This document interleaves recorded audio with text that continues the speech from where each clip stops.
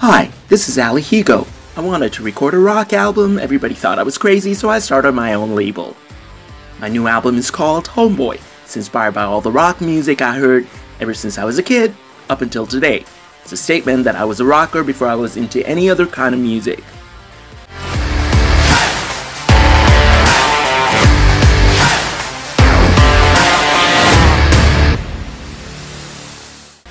That's my dad, Hugo Sr. He was a huge Beatles fan. Beatles all around. Every morning, every night, every day. And that's me, Hugo Jr. I listened to whatever my dad was listening to. The Beatles broke up, John died, and my dad stopped listening to rock and roll. Before I knew it, my dad was heavy into jazz music, especially jazz fusion. As I grew up, rock was the kind of music that only punks listened to, so I was in the UK, saw my first punk, and he was listening to the Sex Pistols. Then I got my first summer job, telemarketing, answered tons of calls, had some money, headed downtown, went to the record store. My first experience at Sam the Record Man was looking at all the pictures he had up, especially those with artists I liked, like Kenny Loggins drinking whiskey. When Michael McDonald was having problems with his record label, I couldn't get a hold of his new record, but I went to Sam the Record Man and I was able to order it. Where would I be today without having heard Kitwit Town? Sam the Record Man was about to go out of business, but today it's up and running again. Woohoo! With the money I had, I was about to buy my first CD. I had a choice, either buy Guns N' Roses or some other group. It's the best decision I made in my life. I bought Guns N' Roses. Appetite for Destruction.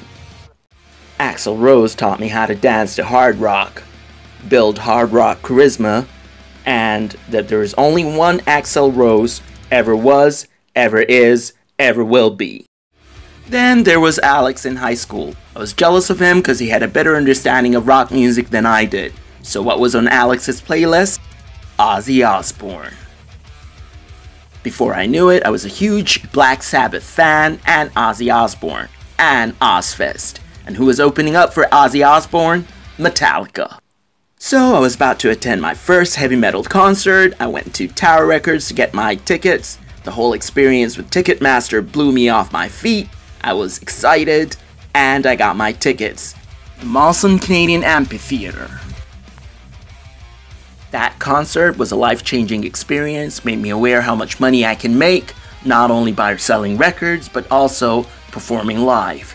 What blew me off my feet was in the middle of a heavy metal set, they did an acoustic set that was slow jams and easy listening. Go Metallica. Before I knew it, I wanted to graduate from the CBGB School of Rock. At CBGB's, I found her.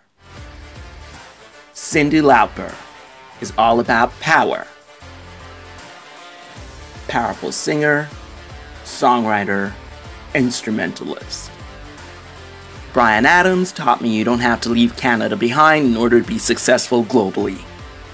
You can wake up the neighbors all over. And then there was Kenny Loggins. Kenny Loggins taught me how powerful rock music can be when creating soundtracks. Movie soundtracks. Top Gun, Footloose.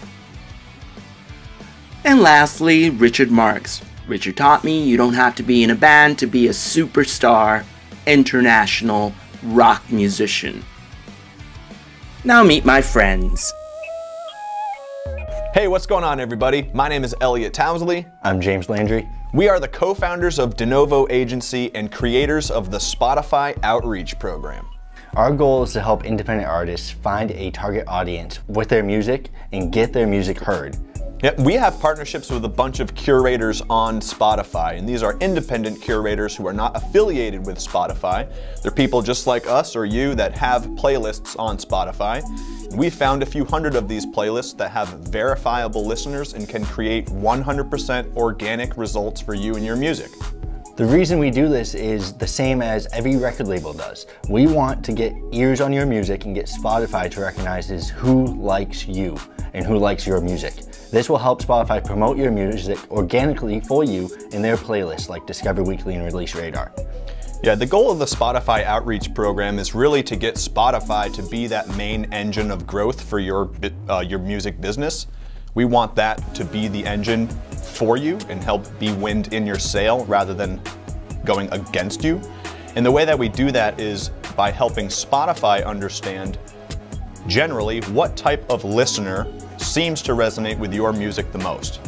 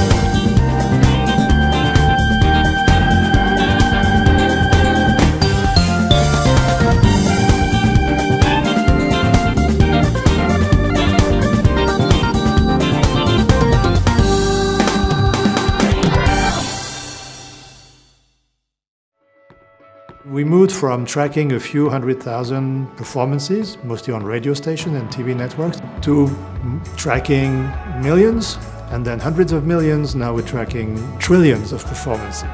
Not very many people are buying CDs anymore. Actually, in fact, more people are streaming, which has caused an increase in volume and the amount of data that we have to process. We have to make sure that we have the right technology and the right personnel in place to meet that demand.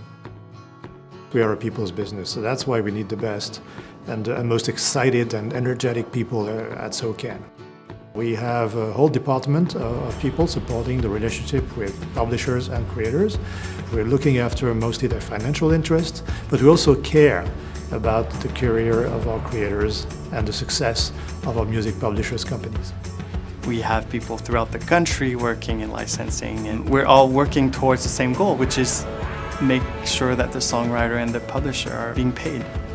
It's really hard to be a musician unless you have a team fighting for you to chase down in a million different places where revenue is coming in. You're going to be a struggling artist. Our mandate is maximizing the revenue that goes out to those creators. In order to do that, we have to find ways to do our jobs in a very low cost, but still have to have a high quality that goes out the door. IT is all about solving problems.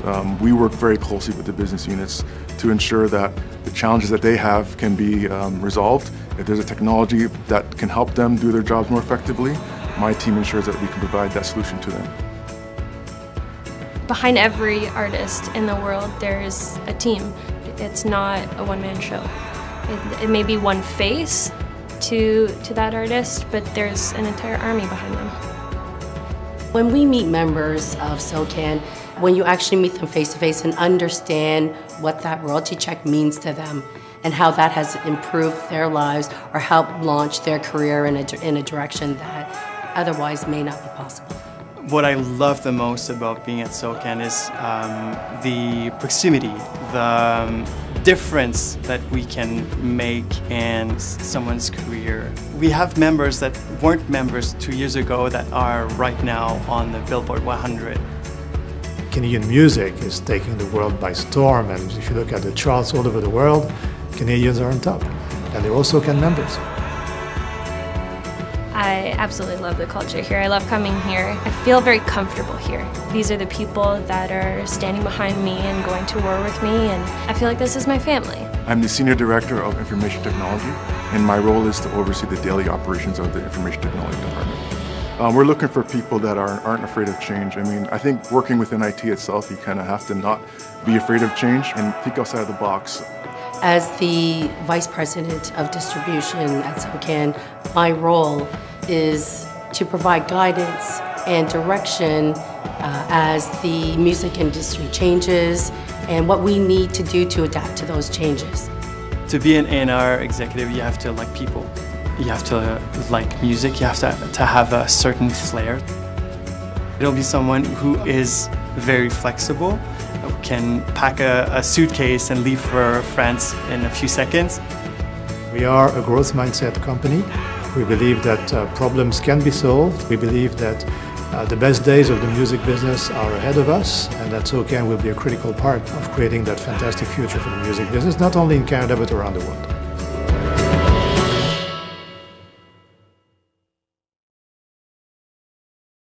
And take advantage of our career-building benefits. Because ASCAP is owned and governed by music creators, we can help you develop your craft, make connections, and get you the tools you need for success.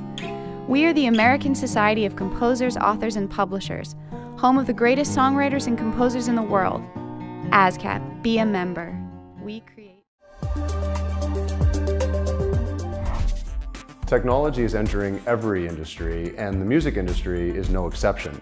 Pascal, you were able to create LANDR, a company that's offering musicians a totally new platform to mastering their music and distributing their music. The technology behind LANDR that came from Queen Mary University, how does that work?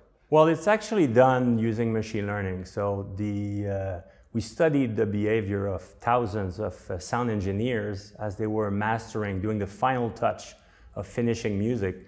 And we looked at how they behaved to finalize songs, and we tried to create a correlation between their behaviors and the actual features of the songs. So we've invested heavily in understanding how hundreds of features would be affecting their behaviors, and then by analyzing the end result, we'd understand the targets that those engineers were looking for. And by investing over the years and perfecting that nowadays, we managed to be able to do over 300,000 songs every month, which is more than all of the sound engineers of America combined nowadays. And that step-by-step algorithmic approach to mastering using machine learning, what are the elements of that that a musician would typically go through for a sound engineer to do it? The first element that comes to mind is the loudness. When you listen to a song on radio, for it to look professional, it needs to be loud enough to be able to play next to a song, say, by Rihanna, you know, where professionals have really mastered it to a point where it feels really engaging. So, so that loudness is essential to be competitive, sonically speaking. Another important element is that we create a sound stage. When you listen to music and close your eyes, you can typically visualize the source of, let's say, the drum, the guitar, the voice, and so forth. They're spread around the room. So it's kind of a 3D experience. But that in a studio doesn't exist. Each of the different parts are recorded on their own, and then they're brought together. So mastering recreates that sense of a soundstage to make it, again, more engaging. And before LANDR, all this was being done by sound engineers at a cost of somewhere $50 to $350 a track from what you've been able to gather statistics in the industry. How much have you been able to bring that down for a musician per track? If you come to LANDR, a single song will cost you $10. And if you subscribe to Lander, you can bring that cost, and if you do a lot of songs, I mean, your cost can go as low as $2 a song because you can subscribe. And then as a musician, you're helping with distribution as well. Since you have momentum in finishing your song, we came up with this thing where you're one click away from publishing it to Apple Music, Spotify, and 150 sites like that in the world. So we help musicians finish their song and then share them and monetize them. And everything we do is really value-based.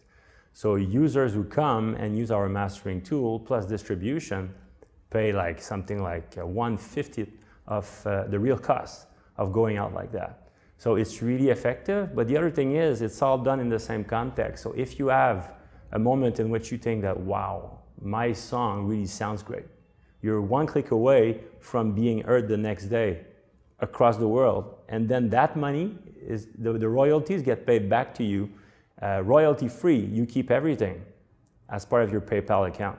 So the flow is unbeatable. Developed at Abbey Road in the early 1970s, so you're safe in the knowledge that your tracks have the opportunity to be worked on through that desk. 1 week we'll be working on Kylie or Ed Sheeran or Radiohead or LCD Sound System, and then the next week we're going to be working on your songs.